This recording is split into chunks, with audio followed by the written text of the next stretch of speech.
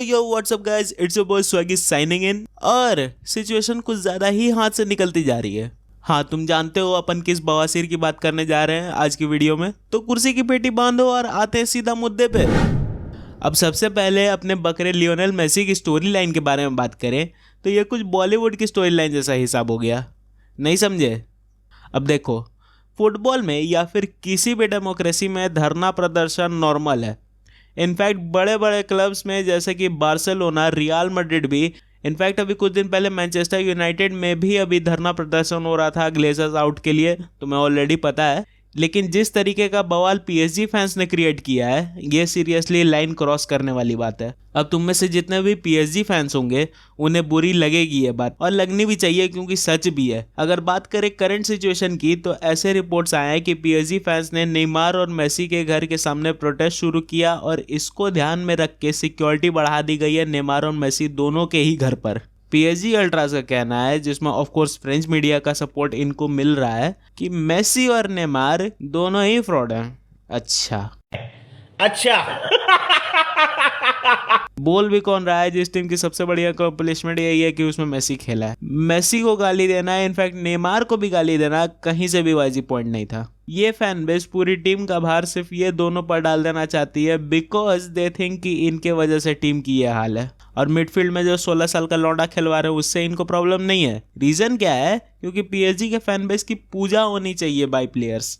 ये कुछ चंद लोग ही हैं जिनको सर पर चढ़ा रखा है लिटरली। अब इस पर मेसी ने साफ कर दिया कि वो कॉन्ट्रैक्ट किसी भी हाल में साइन नहीं करेगा और he will leave PSG this summer as a free agent. अब यहाँ से मुद्दा समझो, मेसी को साइन करने के लिए अल हिलाल की तरफ से बिड है और वो 400 मिलियन यूरोस पर ईयर का बिड है, जो कि हाईएस्ट सैलरी होगी बाय एनी प्लेयर। और उसी लेवल का ऑफर एमएलएस की क्लब मायामी से भी है लियो मेसी के लिए। लेकिन इन सब से पहले इस बात को समझना पड़ेगा कि क्या मेसी जाना चाहता है। तो मेसी ने यह बात बोली है कि वो अभी यूरोप में ही खेलना चाहता है 2024 के कोपा अमेरिका तक एटलीस्ट। अब ऐसा भी नहीं है कि मेसी इस बार नहीं जाएगा तो ये दोनों ऑफर्स खत्म हो जाएंगी। ये ऑफर टेबल पर रहेंगी इस ईयर 2024 में भी, 2025 में भी और 2026 में भी। क्योंकि रीजन ये है कि इन क्लब्स को मेसी की जरूरत है, मेसी को इन क्लब्स की जरूरत नहीं है। अब तुम मुझसे पूछोगे इन सब पूरे बवाल में बारसा कहाँ आती है? बिकॉज मेसी को साइन करने की रेस में अगर कोई क्लब सबसे आगे है तो वो ऑफ कोर्स बार्सिलोना है। और योआन लपोर्ता ने ये बात कई बार अपने मीटिंग्स में कही है एंड इनफैक्ट जब उसने इलेक्शंस जीते थे उस टाइम भी ये क्लेम किया था कि वो मेसी को बार्सिलोना वापस लेकर आएंगे। अब दिक्कत कहाँ आ रही है उसको समझो। तो दिक्कत है यहाँ एफएफपी यानी कि फाइनेंशियल पावर प्ले। अब बार्सिलोना ने सबमिट कर दी है प्लान टू साइन मेसी, लेकिन उसे अभी तक ग्रीन लाइट नहीं मिली है ला लीगा की तरफ से। इन सब मामले में जेवियर तेवस जो कि ला लीगा के प्रेसिडेंट है, उनका कहना है कि अगर मेसी को साइन करना है बार्सिलोना को तो उससे पहले कुछ चीजें कंप्लीट करनी पड़ेंगी। सबसे पहले तो अपनी फाइनेंशियल सिचुएशन सुधारनी पड़ेगी। कुछ प्लेयर्स जिन्हें आपने लिस्ट करा है उन्हें बेचना होगा, और वैसे प्लेयर्स जिनका आपने कॉन्ट्रैक्ट रिन्यू कर दिया है लेकिन अभी तक रजिस्टर नहीं किया है ला लीगा के पास, जिसमें गावी और इनिगो मार्टिनेज का नाम सबसे ऊपर है, वैसे प्लेयर्स को आपको पहले रजिस्टर करना होगा। रेस्ट जितने भी प्लेयर्स है बार्सिलोना के जो रुकेंगे क्लब में, उनकी सैलरी कट ऑफ करनी होगी। अब इस पॉइंट को समझो कि मेसी ने ऐसा नहीं कहा है कि उसे बहुत हेफ्टी अमाउंट चाहिए। पैसे की दिक्कत ही नहीं है मेसी के तरफ से, लेकिन दिक्कत बार्सिलोना के तरफ से है। और ये सब काम उनको करना पड़ेगा अपनी फाइनेंशियल सिचुएशन सुधारने के लिए बिफोर साइनिंग लियोनेल मेसी। अब इस पूरी कहानी पर तुम्हारा क्या मानना है मुझे कमेंट सेक्शन में बताना।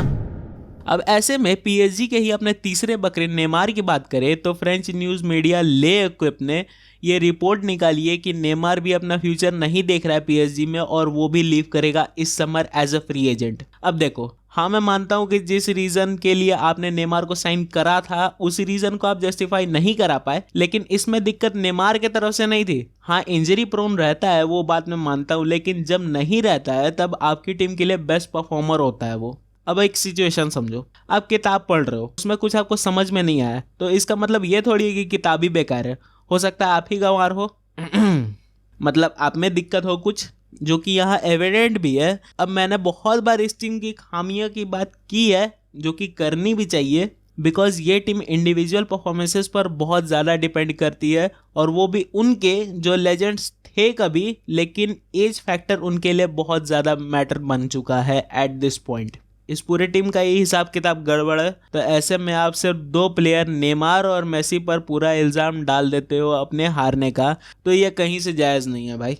इनफैक्ट ये सिचुएशन भी आएगी कि ये एम्बापे को भी गाली देंगे जब 2024 में वो छोड़कर जाएगा, जो अभी इनका मसीहा बना हुआ है। अब बात समझो, नेमार भैया ने ये चीज़ डायरेक्ट किसी मीडिया में नहीं बोली है, लेकिन हमारे नेमार भैया एंटी PSG पोस्ट लाइक करे जा रहे हैं धड़ाधड़, और खासकर तब से ये चीज़ बढ़ गई जब भीड़ इकट्ठी हो गई नेमार के घर के सामने। अब ये चीज़ बहुत पहले से ही एविडेंट चल रही थी कि नेमार को PSG खुद ही निकालेगी, अब क्या निकालेगी, वो खुद ही छोड़ेगा। अब ऐसे में मैनचेस्टर यूनाइटेड का नाम सबसे पहला था इस लिस्ट में जो कि नेमार को साइन करेंगे। अब नेमार का मैनचेस्टर यूनाइटेड आना इस बात पर डिपेंड करता है कि अगला ओनर कौन बनेगा यूनाइटेड का, बिकॉज जसीम बिन अल थनथनी ने ये चीज़ कंफर्म कर दी है कि अगर इनियोस ग्रुप्स टेक ओवर करती है, जो कि अभी इस रेस में सबसे आगे हैं, तो उनका पहला मोटिवेशन होगा इस समर नेमार को लेकर आना यूनाइटेड में।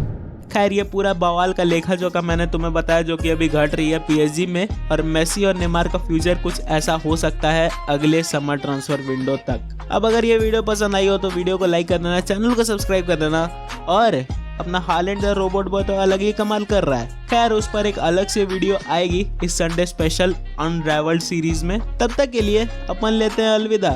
It's your boy swaggy signing out.